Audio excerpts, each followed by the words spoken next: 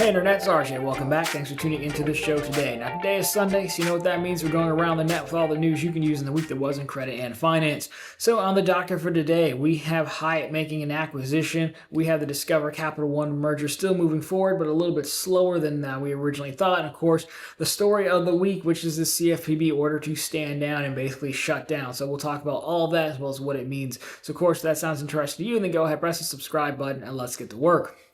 Now, batting leadoff with the FDIC, which is a small story, but potentially a larger one than you might think, at least for the, I'll say, the uninitiated out there. So we have the new rule from the FDIC that basically says you got to put a new, if you're a bank, you have to put a new sign on your website and your banking products. So if we take a look at this specifically, the rule establishes a new black and navy blue FDIC official digital sign. Banks will be required to display the FDIC official digital sign near the name of the bank on all bank websites and mobile applications. Also on ATMs as well. Now, you probably don't care about this, but I can tell you for a fact, over on the second channel, Run on the Bank, one of the biggest questions I get from folks who are likely newer to the game is, hey, is X bank FDIC insured? And well, I generally just kind of assume they are. Granted, I've always said those aren't reviews. Those are just instructions on how to get the money. And I don't personally care if they're FDIC insured given how short a time we spend over there, but it does matter to a lot of people, and I do get that as a question, which means either people just aren't scrolling to the bottom of the footer where the FDIC, member FDIC thing used to be, and they just really wanted to know or really couldn't find it. So we don't need to spend a ton of time on this, but that's what it made me think about. So all you folks out there who always want to know if it's FDIC insured, apparently it will be that much easier to tell. Now, here's something you probably do care about, which is Hyatt, fan favorite Hyatt, back in the news because they are making a full acquisition of Playa Hotels, which I've forgotten Playa Hotels was the name. And if it doesn't bring to the forefront of the memory the Playa's only song, then I don't know what you're doing with the rest of this show, because that's clearly what it reminds me of. But anyways, you also might know the name because Hyatt has used part of Playa's, they had an investment with them to spin off their fancier brands, the Zilla and Zara, I believe it was. I could just read what I wrote and I'd get it right for sure. But here we go. Yes, Ziva and Zilara brands came through a partnership started in 2013 between Hyatt and Playa. Now Hyatt is coming in for the rest of it and paying $2.6 billion to pick up Playa Hotels and Resorts.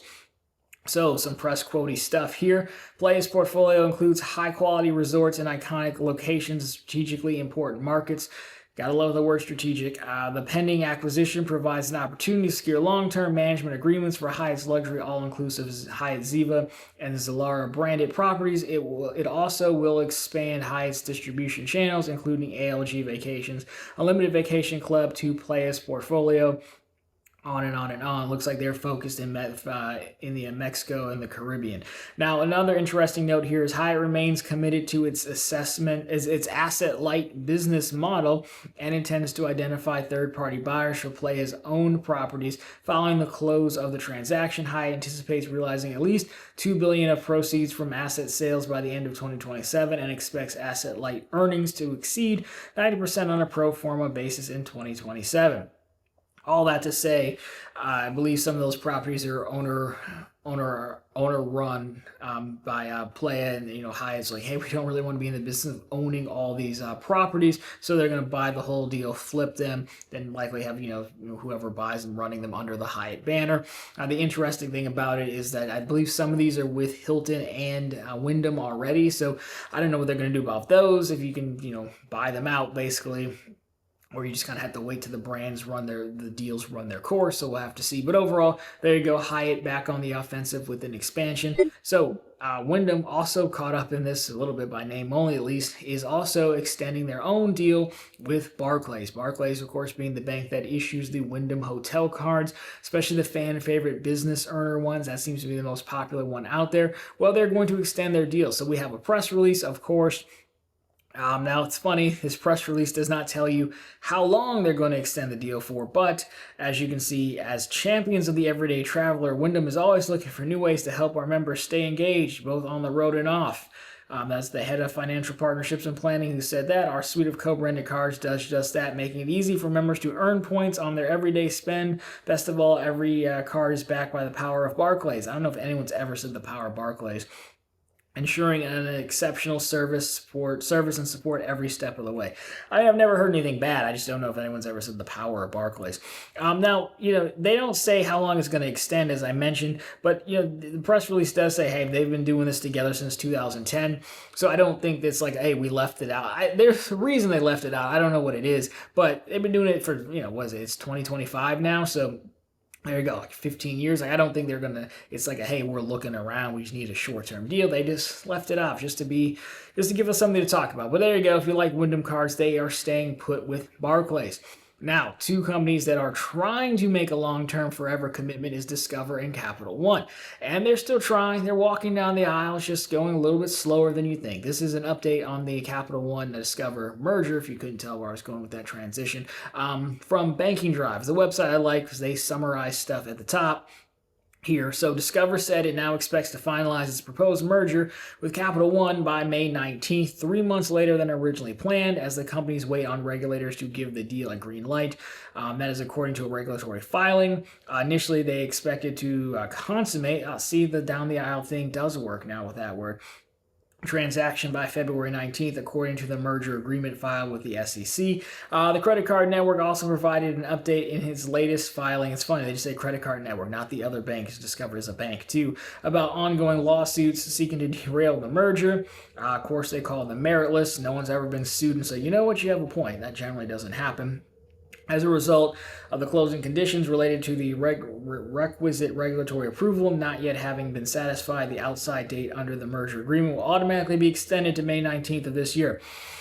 So yeah, I think it's fine. I looked that up a little bit. There are about 3 lawsuits, it seemed, suing and saying, hey, this is bad for competition. It hurts customers because, again, you're getting rid of options.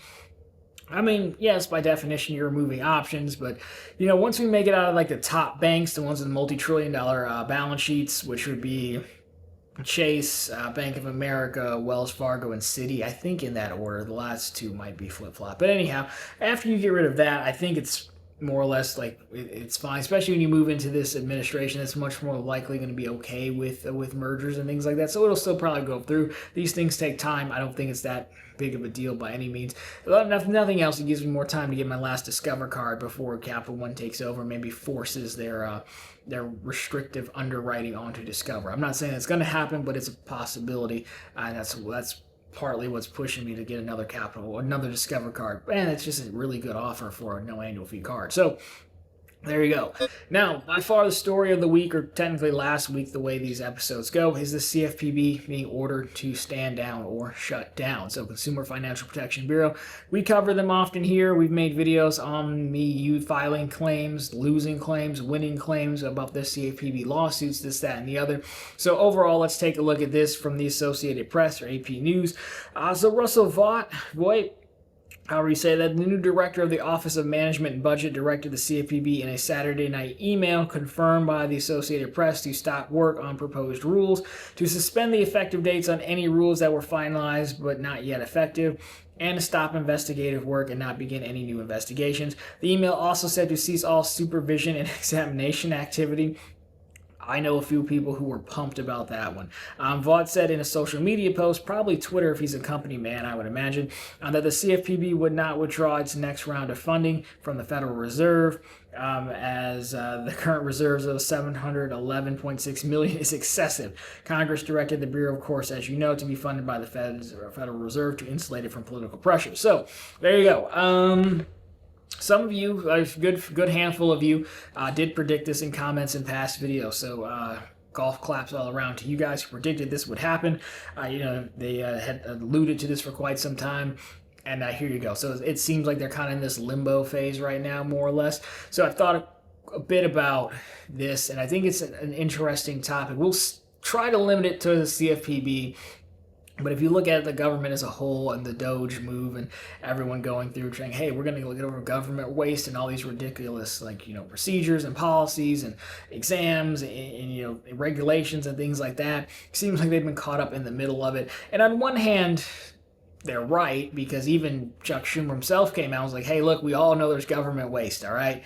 We all know that. And I think we would all agree to that. But this thing overall, in the higher level, seems like a missed opportunity to me. Because if you look at it, and this is the part that may upset some of you, but if you look at it, for lack of a better word, we've got the figureheads of Trump and we have Elon, who are successful business people. You don't have to like them, but they're both billionaires in their own rights. Generally how we measure success in this country. And you also have Trump, who's in his, like, the gold peak form of being a president from the standpoint of, hey, this is my last 4 years. I don't have to curry favor with people. You can hate me all you want. I don't have to try to pander and get you to vote for me again. So I can start firing off executive orders. Some of them are just posturing, like the Gulf of America is funny. You know, it's a good headline, but, like, does anyone really care? No. But the point where I'm going with this is if they sideline the CFPB and said, hey, look, we're going to really look at you and other organizations too and say, you know, hey, you were really wasting this $711 million on my favorite example, which is overdraft fees. As you know, a few months ago, they reduced the overdraft fee to like $6-8 or something like that. I think it's a waste of money, and they did it for PR stunt only because every person who's ever paid an overdraft fee has chosen to pay an overdraft fee because you have to opt into overdraft fees or opt into the overdraft feature. So it's an option. So why did you spend that much of your resources going after this? That's 100% a waste of time and money. I know some of you disagree with me. I don't care. We can fight about it down below. Disagreeing is fun. On the other side of it, the Capital One, which we talked about 2 weeks ago, is, hey, Capital One freezes interest rate hikes on one account, then stands up an awfully similar product with one word difference and puts the interest rate increases on that one. And then the CFPB sues. That's definitely misleading. Yes, the customer should still pay attention, but that seems more worth the time. But that's not really what we're doing here. And that's the missed opportunity. Back to the Trump piece, because Trump's in his, rare form of being a president in your last 4 years, he's even more emboldened to do whatever he wants to do now. And if they were really going in there to fix government waste and improve things, then, if Elon and his crew had come up with, here's 5 ways the CFPB could run better or be better focused, he would push them through because he's man enough to do it, because he doesn't care about the politics of it. Right or wrong, I mean, he's showing us just firing off executive orders. And that's the missed opportunity overall, in my opinion, is we have the people, right or wrong, I'm not saying you have to agree with everything they're going to do, but he is doing what he said he was going to do. Whether you like it or not is a different story. And if they come up with some ideas, he would probably push them through and we could see some progress. A similar example would be maybe because we're in tax time with the IRS. Everyone's said for years, like, you know how much I owe you, why don't you just tell me? Well, you could just go around hacking things, sure, or you could be like, well, how do we actually simplify the tax code? How do we make it so that I'm just telling you what you owe me, and then I can pare down enforcement, for example? And then I wouldn't have to wait. I don't really know how it works, right? But in theory, under what Trump's been doing, I wouldn't have to wait for 38 different approvals and votes and committees. I would just ram it through as the best I could because that's what I'm doing. That's the kind of missed opportunity. We finally have the person who's going to do what they want to do. Again, whether you agree or not, different story, but that's the missed opportunity. And so for us in the CFPB, I think it's unfortunate. As I said, I do think they do a lot of good. I also do think they waste a lot of money, and their processes are silly. As we've said ad nauseum, the overdraft fee was silly. The Capital One thing, good. A lot of other stuff they do, I'm just cherry picking. Making banking more understandable. I do think banks try to hide behind scaring customers with words and terms and things like that. So, you do need the CFPB, but in the banking space where I work, and I've worked for well over a decade now, there's definitely the opinion that you could point to, and it could be justified that, like, man, they really come in and they just try to find whatever they can, even if it's... A reach would be the best word. They reach on some stuff. So anyhow, I'll leave it there. That's kind of what I overall think about it. Maybe not necessarily the CFPB as a whole, but this whole era of Doge we find ourselves in right now. It just seems like a missed opportunity when there's a weird moment where we all kind of agree there's a waste, and we all kind of agree we should look at some of this stuff, and this is the way we chose to do it. But, what did we really think was going to happen? Half the reason I voted for him because I thought it would be an interesting sideshow to watch, and it has not disappointed yet. So there you go. Sound off down below. Let me know what you think. Yell at me for it, because I'm sure we've upset at least 1 or 2 people out there with this take. But anyways, that's what we do on the show. We have takes, and then we discuss it in the comments because that's fun. So anyways, if you liked it, drop me a thumbs up down below. Of course, if you found it particularly interesting, consider subscribing to the channel. We'll be posting content just like this every single week, and of course, right back here every Sunday with all the news you can use in the week that was in credit and finance. And of course, every single day over on profitablecontent.com, which is the channel's blog. Always link down below for you and on the channel homepage. Anyways, guys, that'll do it for this one. As always, thanks so much for watching. I'll talk to you very soon in the next one.